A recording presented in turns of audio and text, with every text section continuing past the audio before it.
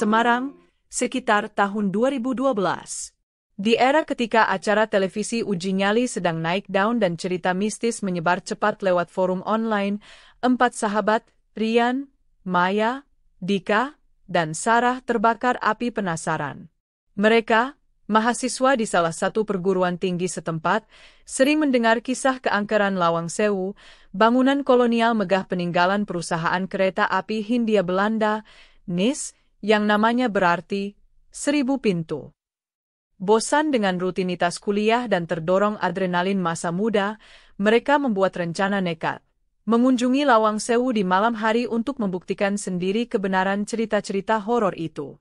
Setelah mencari informasi jadwal buka dan sedikit lobi, agar bisa masuk di jam yang lebih sepi menjelang tutup, mereka akhirnya tiba di depan bangunan ikonik itu saat senja mulai berganti malam.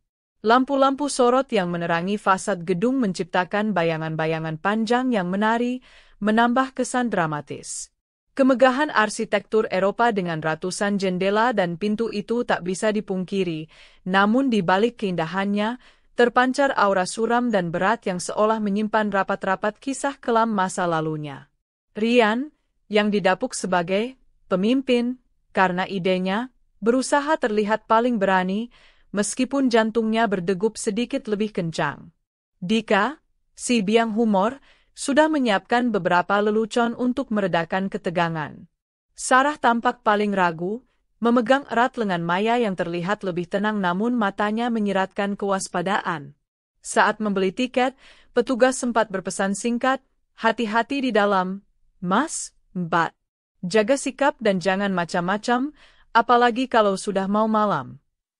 Peringatan itu hanya dianggap angin lalu oleh sebagian dari mereka. Namun bagi Maya, itu terasa seperti penegasan firasat buruknya. Mereka melangkah masuk melewati gerbang, udara seketika terasa berbeda. Hiruk-pikuk jalan raya di luar seolah teredam oleh dinding tebal dan atmosfer kuno Lawang Sewu. Petualangan uji nyali mereka baru saja dimulai, di sebuah tempat yang menjadi saksi bisu sejarah, kejayaan, perang, penyiksaan, dan kematian. Mereka belum tahu, malam itu akan menguji keberanian mereka hingga batasnya, bahkan mungkin melampauinya. Begitu kaki mereka menginjak lantai marmer dingin di lobi utama, keheningan yang aneh menyelimuti. Hanya gema langkah kaki mereka yang memantul di langit-langit tinggi, terdengar lebih keras dari seharusnya. Udara di dalam terasa pengap, bercampur aroma debu dan kelembapan khas bangunan tua yang jarang terjamah sepenuhnya. Meski beberapa bagian telah direnovasi dan dibuka untuk wisata, banyak sudut dan lorong yang masih dibiarkan dalam kondisi aslinya, gelap dan misterius. Saat mereka berjalan perlahan menyusuri koridor lantai dasar, Dika mencoba melontarkan lelucon tentang hantu Belanda yang bermain petak umpet. Namun tawanya sendiri terdengar canggung di tengah kesunyian. Sarah semakin merapatkan diri pada Maya, menggosok-gosok lengannya yang tiba-tiba terasa merinding. Dingin banget ya di sini, bisiknya pelan. Rian melirik termometer di ponselnya. Suhu udara sebenarnya tidak terlalu dingin, tapi hawa dingin yang menusuk itu terasa nyata di beberapa titik yang mereka lewati, datang dan pergi tanpa penjelasan logis. Maya, yang sejak awal merasa tidak nyaman, mulai merasakan sensasi yang lebih kuat.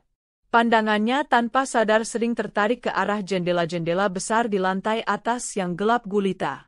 Sekilas, ia seperti melihat bayangan bergerak di baliknya, atau tirai tipis yang bergoyang padahal tidak ada angin. Ia merasa ada banyak pasang mata tak kasat mata yang mengawasi setiap gerak-gerik mereka dari kegelapan. Perasaan diawasi ini membuatnya semakin waspada dan sedikit takut, namun ia mencoba menyimpannya sendiri agar tidak membuat teman-temannya panik lebih awal. Mereka berhenti sejenak di bawah tangga utama yang megah namun tampak lapuk di beberapa bagian. Rian mengeluarkan senter, menyorot ke lantai atas yang gelap.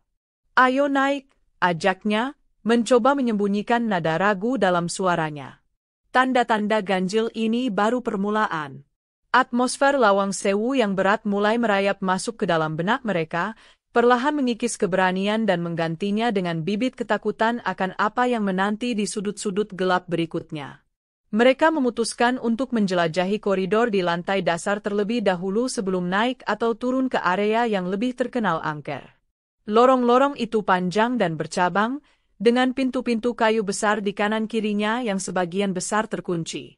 Cahaya lampu yang minim menciptakan kontras tajam antara area terang dan sudut-sudut gelap pekat, memicu imajinasi liar tentang apa yang bersembunyi di dalamnya. Gema langkah kaki mereka menjadi satu-satunya suara yang memecah kesunyian, sesekali diselingi decit samar entah dari mana. Saat menyusuri salah satu koridor terpanjang yang minim penerangan, hanya diterangi cahaya senter Rian dan Dika, tiba-tiba Sarah mencengkeram lengan Maya dengan erat dan menjerit tertahan. Matanya terbelalak menunjuk ke ujung koridor yang remang-remang. Itu tadi ada perempuan? Suaranya bergetar. Rian dan Dika segera menyorotkan senter ke arah yang ditunjuk, namun tidak ada siapa-siapa di sana, hanya dinding buntu dan bayangan mereka sendiri yang memanjang. Perempuan gimana, Sar? Tanya Rian, berusaha tenang. Sarah, dengan wajah pucat pasi, tergagap menjelaskan bahwa ia melihat sekilas sosok wanita bergaun putih panjang, seperti pakaian noni Belanda zaman dulu, berdiri diam di ujung lorong.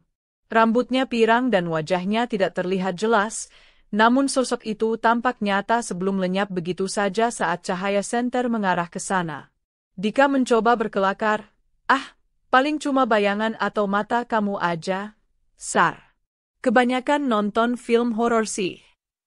Tapi kali ini, leluconnya sama sekali tidak lucu, bahkan ia sendiri tampak sedikit gelisah. Maya membenarkan perasaan Sarah. Meskipun ia tidak melihat sosok itu sejelas Sarah, ia merasakan kehadiran yang kuat di ujung koridor tadi, hawa dingin yang tiba-tiba menyergap sesaat sebelum Sarah menjerit. Kejadian ini menjadi penampakan pertama yang cukup jelas bagi salah satu dari mereka. Keraguan mulai berganti menjadi ketakutan yang nyata. Mereka saling pandang, tak ada lagi senyum atau candaan. Keputusan untuk melanjutkan penjelajahan terasa semakin berat, namun rasa penasaran dan gengsi masa muda masih mendorong mereka maju, menuju jantung kegelapan Lawang Sewu. Setelah beberapa saat menenangkan diri dan berdebat kecil apakah akan lanjut atau tidak, Rian akhirnya memutuskan untuk menuju atraksi utama, Lawang Sewu. Penjara bawah tanah di Gedung B konon, area inilah yang menyimpan energi negatif paling pekat karena sejarah kelamnya sebagai tempat penyiksaan dan eksekusi, baik di zaman Belanda maupun Jepang saat pertempuran 5 hari di Semarang. Dengan langkah ragu, mereka menuruni tangga sempit yang gelap menuju perut bumi Lawang Sewu. Semakin dalam mereka turun, semakin berat udara terasa. Bau apek, lembab, dan sedikit anyir mulai menguar, menusuk hidung. Suhu udara turun drastis, jauh lebih dingin daripada di koridor tadi.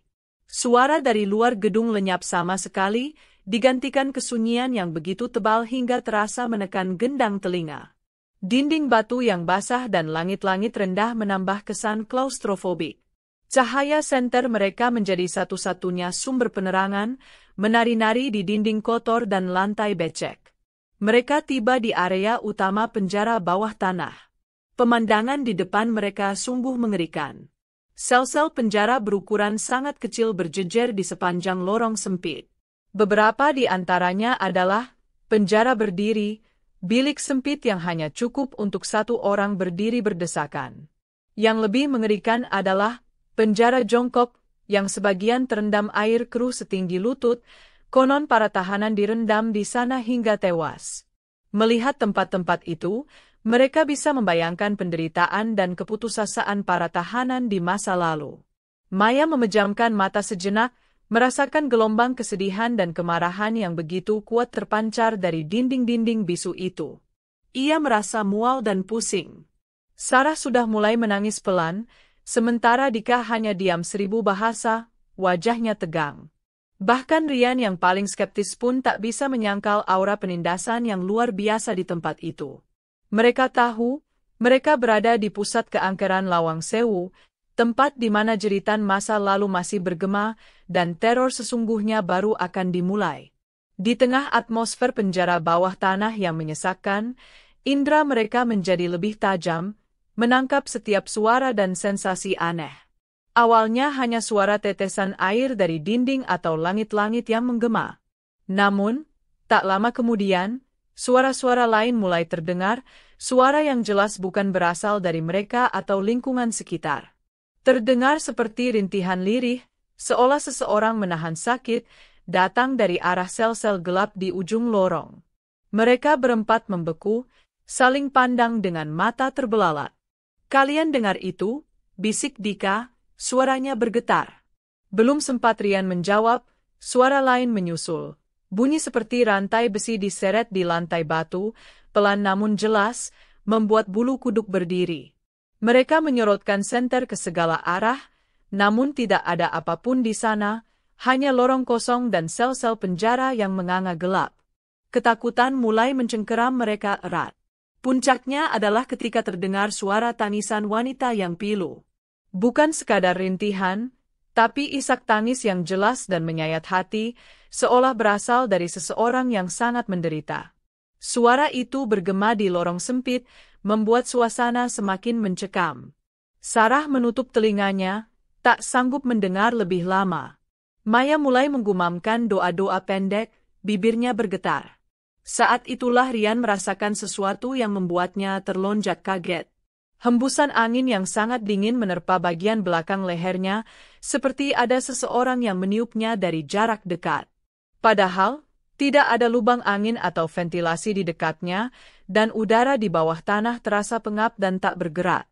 Gangguan kini tidak hanya bersifat auditori, tetapi juga fisik.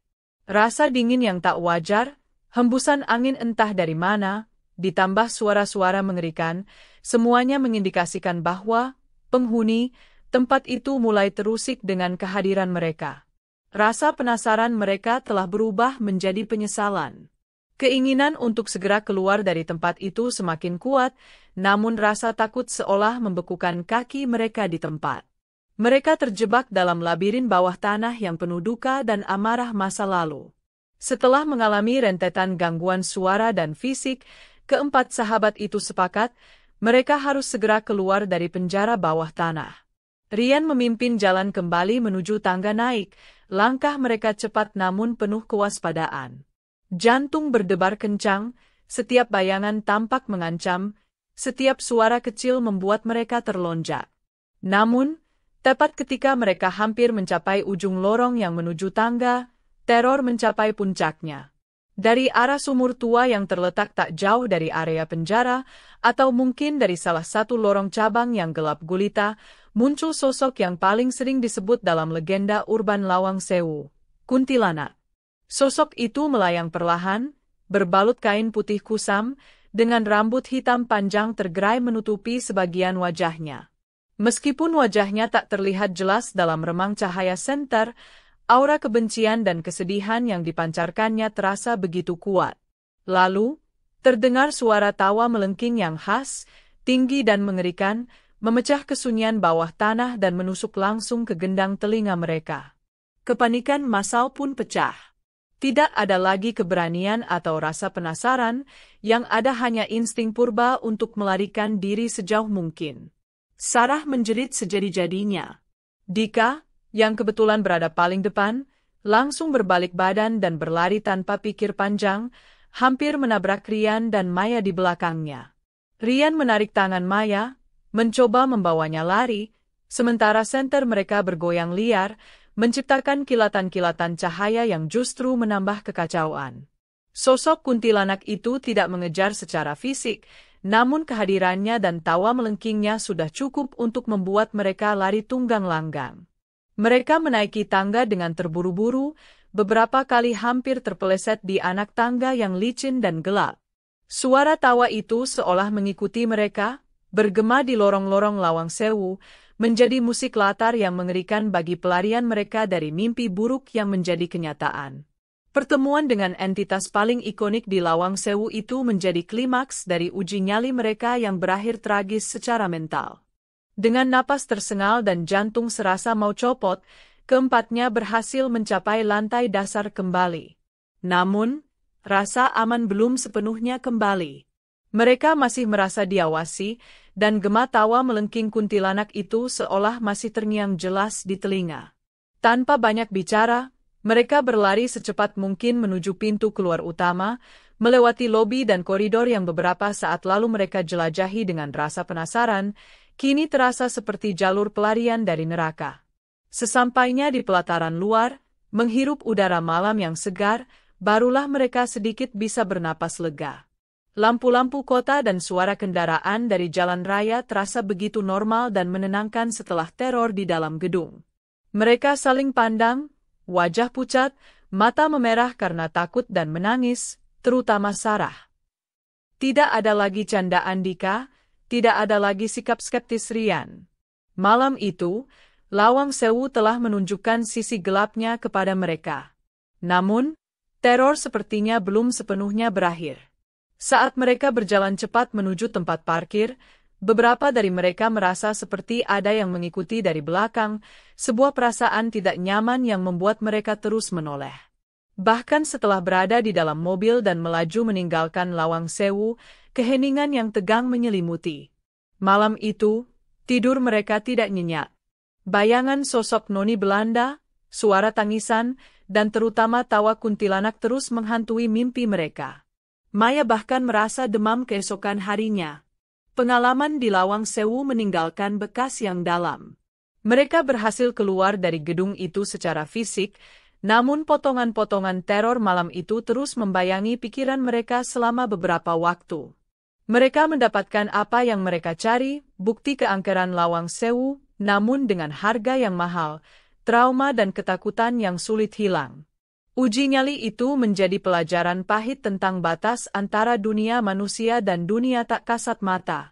Beberapa hari setelah kejadian mengerikan di Lawang Sewu, Rian, Maya, Dika, dan Sarah berkumpul kembali. Suasana canggung dan masih diselimuti sisa ketakutan. Mereka merefleksikan pengalaman malam itu, bukan lagi dengan kesombongan atau rasa penasaran, melainkan dengan penyesalan dan rasa ngeri. Mereka sadar telah berlaku ceroboh, tidak hanya menantang sesuatu yang tidak mereka pahami, tetapi juga kurang menghormati tempat bersejarah yang menyimpan banyak cerita duka dan tragedi kemanusiaan. Mereka menyadari bahwa keberanian sejati bukanlah menantang hal gaib, melainkan mengakui adanya kekuatan lain di luar nalar manusia dan bersikap rendah hati. Dalam perspektif Islam, keberadaan jin dan makhluk halus lainnya adalah sebuah keniscayaan, sebagaimana Allah ciptakan mereka berdampingan dengan manusia, namun berbeda alam. Jin ada yang taat, muslim, dan ada yang ingkar, kafir atau setan. Penampakan atau gangguan yang mereka alami di Lawang Sewu bisa jadi merupakan manifestasi dari jin-jin kafir yang menghuni tempat tersebut, atau arwah, dalam kepercayaan lokal. Meskipun konsep arwah gentayangan tidak sepenuhnya sejalan dengan akidah Islam yang meyakini arwah berada di alam barzakh, yang energinya tertinggal karena kematian tragis, yang kemudian dimanfaatkan oleh jin untuk menakut-nakuti manusia. Islam mengajarkan bahwa rasa takut utama hanyalah kepada Allah semata. Meminta pertolongan atau merasa takut berlebihan kepada makhluk gaib bisa menjurus pada syirik, menyekutukan Allah. Perlindungan terbaik adalah dengan memperkuat iman, menjaga sholat, berzikir, membaca Al-Quran, terutama ayat-ayat ruqyah seperti ayat kursi, Al-Ikhlas, Al-Falah, An-Nas, serta menjauhi tempat-tempat yang dikenal sebagai sarang gangguan tanpa keperluan mendesak dan tanpa membentengi diri. Pelajaran moral yang bisa dipetik dari pengalaman mereka sangatlah berharga. Pertama, pentingnya adab dan rasa hormat saat mengunjungi tempat manapun, terutama tempat bersejarah atau tempat yang dianggap sakral angker oleh masyarakat setempat. Jangan berkata sembarangan, jangan berniat buruk, dan jangan melakukan perbuatan tidak senonoh. Kedua, rasa penasaran terhadap hal gaib sebaiknya disikapi dengan bijak, bukan dengan menantang atau uji nyali yang membahayakan diri sendiri secara fisik maupun mental, spiritual. Ketiga, selalu ingat bahwa Allah adalah sebaik-baik pelindung. Memperkuat hubungan dengan Sang Pencipta adalah benteng terkuat dari segala macam gangguan, baik yang terlihat maupun yang tidak terlihat. Kisah mereka menjadi pengingat bahwa ada batas-batas yang sebaiknya tidak dilanggar, dan dunia gaib bukanlah arena bermain atau ajang pembuktian keberanian semu. Demikianlah kisah ini diceritakan, semoga dapat menghibur dan menambah wawasan. Segala kebenaran detailnya kita kembalikan kepada Allah, Tuhan pemilik kisah kehidupan.